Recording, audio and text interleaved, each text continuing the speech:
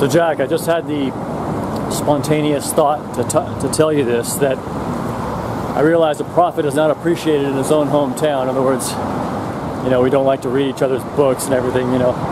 But I wanted to tell you this, that part of the mystery of why I've had the trouble that I've had is because, and I've talked with you before about this, but it is because of entities living in people called demons, okay?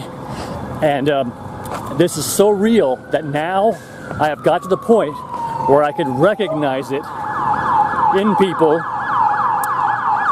coming against me, and in every place. And one of the things that they've used, now I saw this coming a long time ago. I saw this phenomena of a signal that they like to give, a whistle.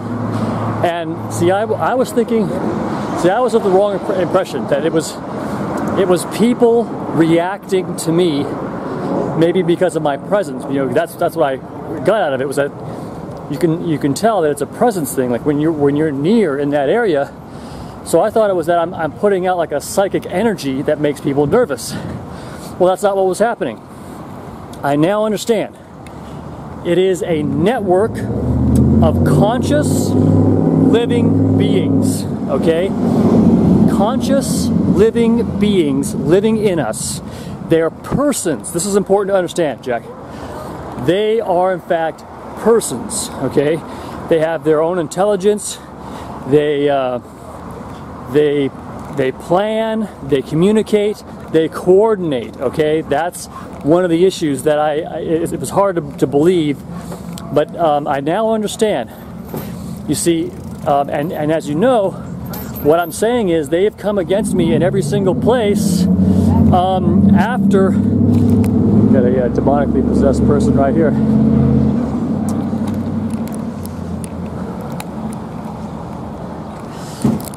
What I was saying was that I now understand that what's happened is they have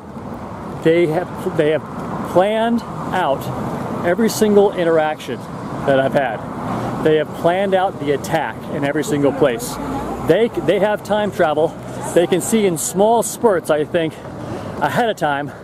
But in any case, they, for whatever reason and however it's done, they know where you're going to be. And what happens is you get marked, and I was marked a long time ago, I think, because they knew who I was and what I was going to be doing. They knew that I was going to be an enemy to their satanic kingdom. They knew I was an enemy of Satan's kingdom. I mean, as a child, okay?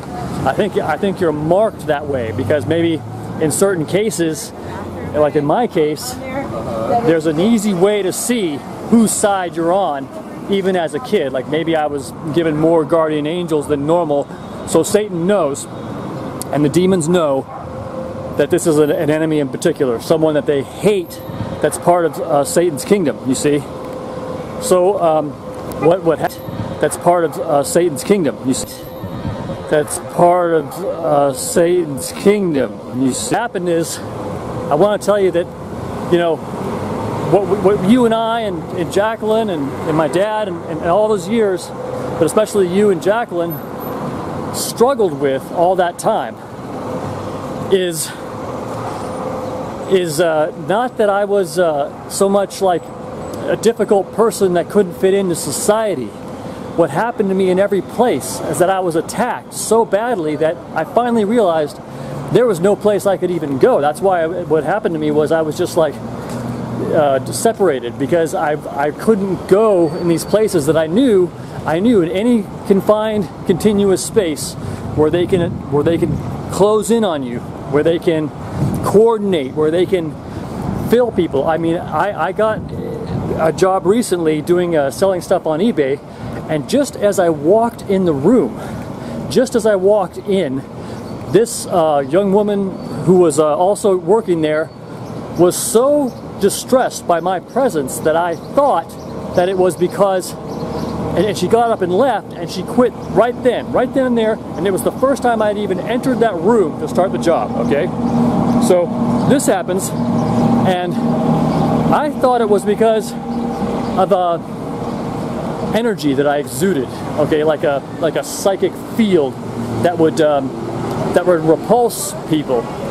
But I now understand it's not just that. I think it's partially that, because what happens is most people, this is what's important to understand, everybody as a universal element is filled with these persons. This is it's not so, you know, they do have big mouths with sharp teeth, as you can see from my demonic distortion videos. You probably don't watch them, but I'm telling you that absolutely zero doubt about it. It's not a matter of, like, you know, my opinion, like I'm almost sure you can see it, okay? You can see the huge slit eyes. I've seen them on myself.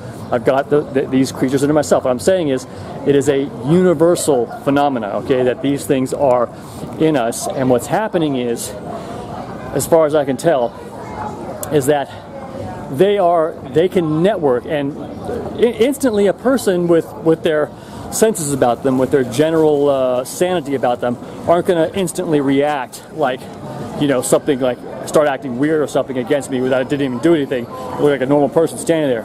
But any length of time, any prolonged exposure, you might say, or, you know, where they can see. First of all, I guess something about that presence makes them uncomfortable, and then when that happens, however, you get attack, and they make these little, they put thoughts in your mind. This was a recent lecture I heard with James Bartley and this guy named Jerry something.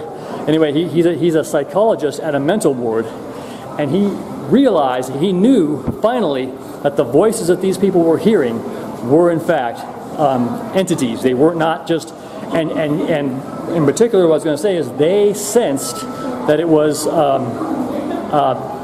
the things that they thought, the voices of these demons, they thought was their own thoughts, because it sounds like your own thoughts. That's what his research finally realized, is that you think it's your own thoughts, but in fact it is an entity living inside.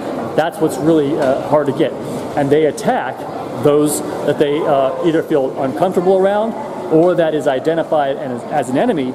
And what I see from my life is I was definitely identified as an enemy early on. That's why I had so much trouble in any sort of work situation, because I finally realized they're going to attack me in every place. And this is a set plan, so that now I would be in the situation that I'm in and have been. Because when you're financially minimized, you are minimized. There's a lot less that you can do. If I had money and resources and a job and some friends and other, you know, connections and so forth, at this point, there's all kinds of stuff that I could do that I absolutely cannot do now.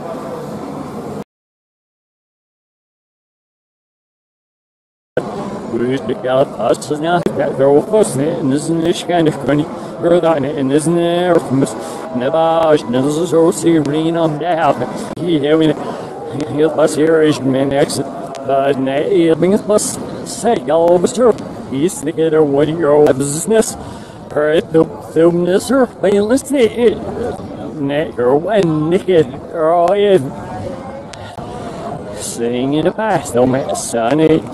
All saying it was needless to see about no, yeah, I mean, that'll be believed. Naked or window, naked or green on his look. There's a lot of self, your friend in the battle. Yes, a native nook and the circle of his tell stumble so well. Wounded. So, you forbid or bed.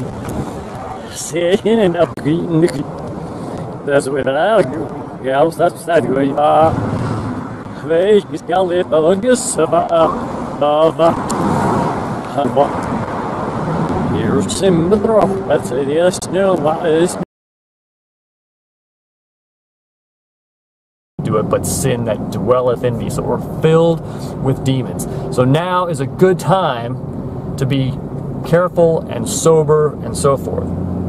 But in my opinion, that doesn't necessarily mean that we have to live totally stark, sinless lives. I think that, I mean, that doesn't mean that we don't have to live totally, oh shit, I'm fucking this up.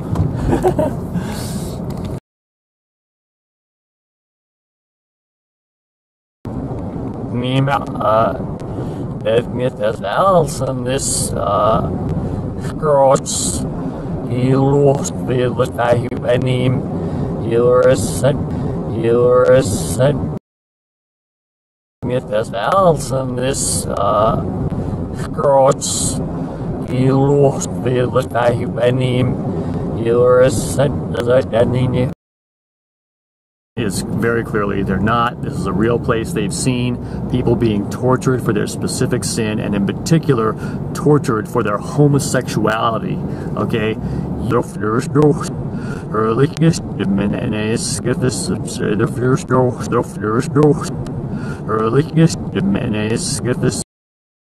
here in this life is not so dissimilar to what will